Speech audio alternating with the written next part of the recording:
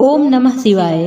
प्रिय भक्तजनों, आज मैं आपको भगवान शिव जी द्वारा दिए गए उपदेश का श्रवण करा रही हूँ। अगर आप यह प्रेरणादायक उपदेश सुन रहे हैं तो पूरा सुने, इसे आधा अधूरा छोड़कर जाने की गलती न करें। इस पवित्र उपदेश के माध्यम से आप भगवान शिव से नई सीख प्राप्त करेंगे।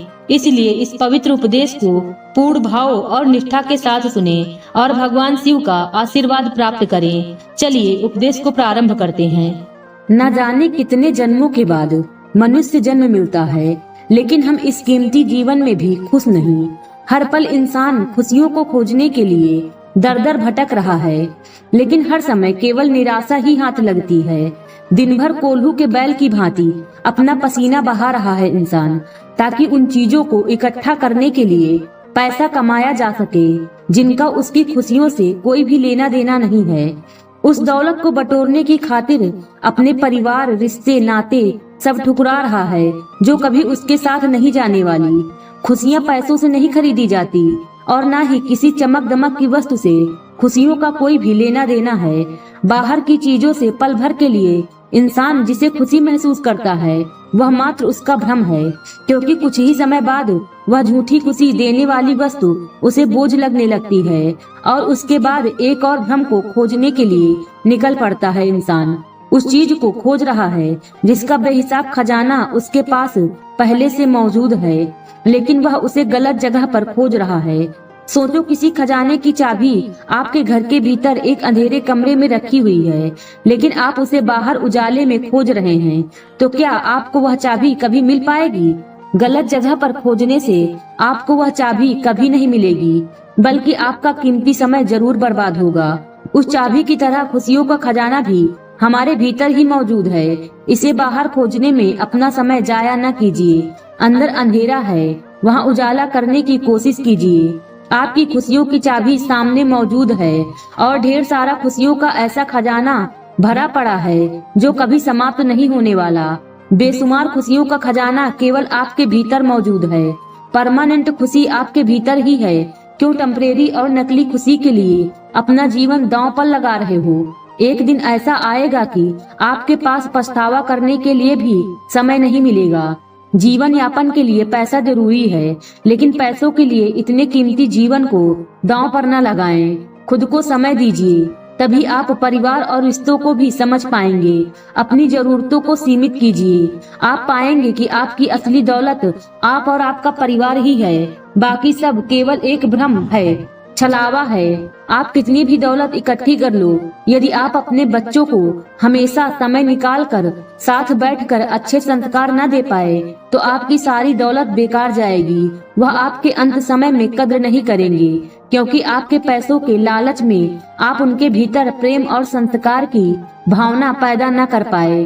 बहुत खुशकिस्मत होता है वह व्यक्ति जिसके बुढ़ापे में उसके पास उसका परिवार उसकी सेवा कर रहा होता है, क्योंकि संस्कारों की दौलत के आगे दुनिया की सारी दौलत फीकी है। संस्कारों से बड़ी कोई दौलत नहीं और भीतर की खुशी से बड़ी कोई खुशी नहीं। अक्सर हम किसी काम को छोटा समझकर नजरअंदाज कर देते हैं और अपना पूरा समय किसी बड़े काम को खोजने में जाया कर देते हैं, लेकिन इन सब के बावजूद हमें संतोषजनक परिणाम नहीं मिल पाते हैं। कोई भी काम छोटा नहीं होता। अगर कुछ छोटा होता है तो वह होता है किसी काम के प्रति हमारा नजरिया। हमारा माइंडसेट ही हमें किसी काम के प्रति सोचने को मजबूर करता है। जिस काम को हम छोटा समझकर इग्नोर कर देते हैं, उस काम को करते हुए दुनिया में बहुत से लोग कामयाब हुए हैं और दौलत और शोहरत हासिल कर चुके हैं। सोचिए, जिस काम को आप केवल इसलिए करने में झिझक रहे हैं कि वह काम आपकी नजर में छोटा है, तो आप जरा अपने आसपास नजर डालिए और गहराई से समझने की कोशिश कीजिए कि क्या उस काम को कोई कर नहीं रहा है? क्या उस काम का कोई अस्तित्व ही नहीं है? क्या वह काम दुनिया से गायब हो चुका है? यदि आप किसी काम के प्रति सोचने का नजरिया बदलने में कामयाब होते हैं और सकारात्मक दृष्टिकोण से देखने में सक्षम होते हैं, तो आपको अपने आसपास कामयाब लोग और कामयाबी ही देखने को मिलती है।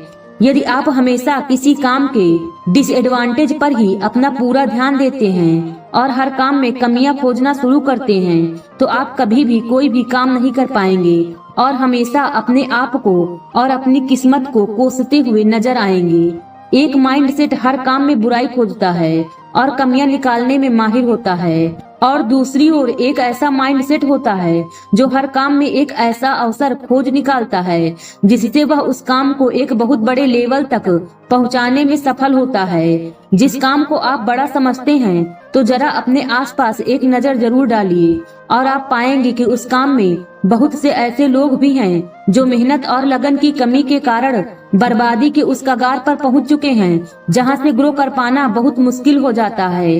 कोई भी काम छोटा या बड़ा नहीं होता, किसी भी काम को छोटा या बड़ा हम बनाते हैं। काम केवल काम होता है। यदि आपके काम करने का तरीका महान है तो आप उस काम को कड़ी मेहनत और लगन के द्वारा ऊंचाइयों तक पहुंचा सकते हैं। एक छोटे से ठेले से शुरुआत करके एक बड़ी कंपनी खड़ी करने वाले ऐसे भी लोग हैं जिन्होंने एक ऐसी मिसाल कायम कर दी और साबित कर दिया कि कोई भी काम छोटा नहीं होता। आपका हुनर, कड़ी मेहनत और लगन किसी की मोहताज नहीं होती। यह खूबियां आपको अपने पांव पर एक न एक दिन जरूर खड़ा कर देंगी। केवल सोचने से कामयाबी नहीं मिलती, उसके लिए कदम भी उठाना पड़ता है। सोचना गलत नहीं है, लेकिन गलत तरीके से सोचना आपको कभी उठने नहीं देता है। सोच बदलने में आप अगर कामयाब होते हैं तो आप पाएंगे कि आपको अपने चारों तरफ ऑप्शन ही ऑप्शन नजर आएंगे। कामयाबी कहीं और नहीं, कामयाबी हमारे आसपास ही है। हमारे चारों तरफ कामयाबी ही कामयाबी है। कामयाबी कहीं दूसरे प्लानेट से नहीं आएगी, यह आपके इर्द गिर्द घूम रही है और आपकी नजर का इंतजार कर रही है। कामयाबी आपका स्वागत करने को हमेशा ही तैयार बैठी है, बस आपकी सकारात्मक दृष्टि का इंतजार है और कामयाबी आपके कदम चूमेगी। अधिकांश माता पिता की अक्सर शिकायत रहती है कि उनके बच्चे उनकी बातों पर अमल नहीं करते। अमल करना तो दूर, लेकिन उनकी बातों को भी नजरअंदाज कर देते हैं। पिता अपने पुत्र के लिए और बड़ा भाई अपने छोटे भाइयों के लिए तो एक अध्यापक की तरह अपने शिष्य के लिए चिंतित रहते हैं कि आखिर उनके समझाने से उनके बर्ताव में कोई सुधार देखने को नहीं मिलता है। यह समस्या पिता पुत्र तक सीमित नहीं है, यह शिकायत अक्सर हर रिश्ते में देखने को मिलती है। व्यक्ति किसी न किसी रूप में इस समस्या को झेल रहे हैं। जिस दिन आप अपने बच्चों की नजर में अपनी सही छवि बनाने में कामयाब हो जाओ तो आपकी काफी ऐसी समस्या हल हो जाएगी जिसे लेकर आप चिंतित रहते हैं। आपके बच्चे आपकी बातों पर तभी अमल करेंगे यदि उनकी नजर में आप अपनी बेहतर छवि कायम करने में कामयाब हो जाते हैं। बच्चों को हल्के में न लेना, वह सब जानते हैं। उन्हें सुधारने से पहले आपको स्वयं में काफी सुधार करना अनिवार्य है। यदि आप अपने आप को तराशने में कामयाब हो जाओ तो बच्चों को लेकर आपकी काफी शिकायतें कम हो सकती हैं। बहुत से बच्चे अपने माता पिता को आपस में झगड़ते सुन और देख लेते हैं, जिसका बच्चों पर बहुत बड़ा असर देखने को मिलता है। बच्चे के दिमाग में बहुत सी ऐसी बातें जन्म लेती हैं जो उनके आपके विचारों पर अमल करने से रोकती हैं। आपकी बातों को इग्नोर क्यों किया जाता है? क्योंकि एक झगड़ालू जोड़ा जब अपने बच्चों को शांति का पाठ पढ़ाने का नाटक करते हैं तो बच्चा आपकी बातों को इग्नोर करता है। इस बात की काफी ज्यादा संभावना रहती है क्योंकि उनके दिमाग में आपकी एक ऐसी इमेज बन चुकी है जो उसे आपके विचारों को नकारने के लिए विवश करती है। यदि आपके बच्चे आपके फैन हैं तो आपकी हर बात को जरूर फॉलो करेंगे। आपकी राय को ध्यान पूर्वक सुनने के लिए अपना पूरा ध्यान आपकी ओर केंद्रित करेंगे। सोचिए आपको कैसा महसूस होता है जब कोई नशेड़ी व्यक्ति आपको नशा छोड़ने का पाठ पढ़ाता हो। एक शराबी पिता जब अपने बच्चों को समझाता है कि शराब का सेवन हानिकारक होता है, शराब से दूर रहना चाहिए। सोचिए क्या आपको लगता है कि एक शराबी के प्रवचनों का बच्चों पर कोई सकारात्मक असर हो सकता है?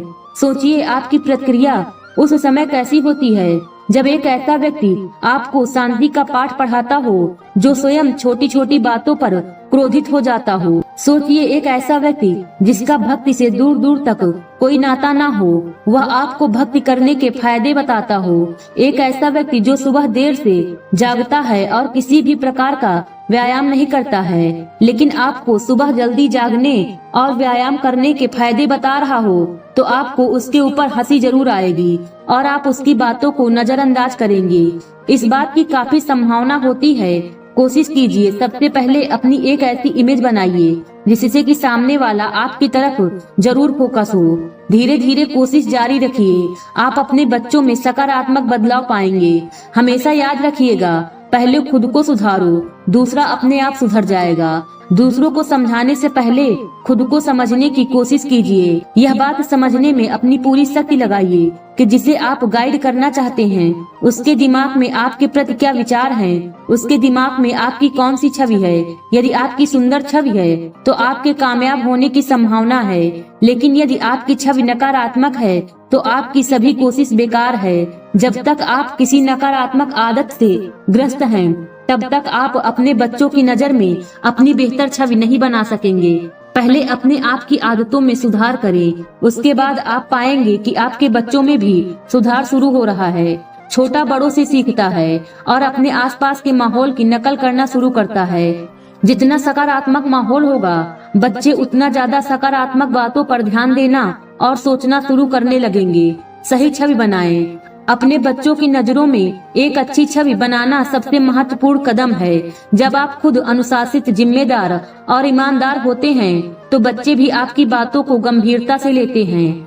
अपनी आदतों और व्यवहार में सुधार लाकर बच्चों को एक सकारात्मक उदाहरण प्रस्तुत करें। बच्चों की भावनाओं को समझें। बच्चों की भावनाओं को समझना और उन्हें महत्व देना आवश्यक है। जब आप उनके विचारों और भावनाओं को सुनते हैं तो वे आपकी बात को सुनने और समझने के लिए तैयार रहते हैं। संवाद को दो तरफा बनाकर एक स्वस्थ रिश्ते की नींव रखें। बच्चों के साथ गुणवत्तापूर्ण समय बिताएं। बच्चों के साथ गुणवत्तापूर्ण समय बिताना उनके साथ आपका रिश्ता मजबूत बनाता है। खेल, पढ़ाई या अन्य गतिविधियों में उनके साथ शामिल होकर उन्हें दिखाएं कि आप उनकी परवाह करते हैं। इससे वे आपकी बातों को अधिक ध्यान से सुनेंगे। सकारात्मक माहौल बनाएं। घर का माहौल बच्चों के मानसिक विकास पर गहरा प्रभाव डालता है। एक सकारात्मक, सुखद और शांति भरा माहौल बच्चों को सही दिशा में प्रेरित करता है। अनावश्यक झगड़े और विवादों से बचें ताकि बच्चों के मन में आपके प्रति सम्मान बना रहे। अपनी उम्मीदें स्पष्ट करें। बच्चों से अपनी उम्मीदों को स्पष्ट रूप से व्यक्त करें। उन्हें यह बताना आवश्यक है कि आप उनसे क्या अपेक्षा करते हैं और क्यों। इससे वे आपके निर्देशों को समझने और मानने में अधिक सक्षम होंगे। बच्चों की प्रगति की सराहना करें। बच्चों की छोटी छोटी प्रगति की सराहना करें। उनकी अच्छी आदतों और प्रयासों की प्रशंसा करके उन्हें प्रेरित करें। इससे उनमें आत्मविश्वास बढ़ता है और वे आपकी बातों पर अधिक ध्यान देने लगते हैं। आज की वीडियो में बस इतना ही। उम्मीद है वीडियो पसंद आई होगी। वीडियो को बोलते समय कोई त्रुटि हुई हो तो क्षमा करें। वीडियो पसंद आई हो तो वीडियो को लाइक और शेयर करें और चैनल को सब्सक्राइब कर दें और कमेंट बॉक्स में हर हर महादेव लिखना बिल्कुल न भूलें। मिलते हैं अगले वीडियो में। खुश रहिए और खुशियाँ बांटते रहिए। हर हर महादेव।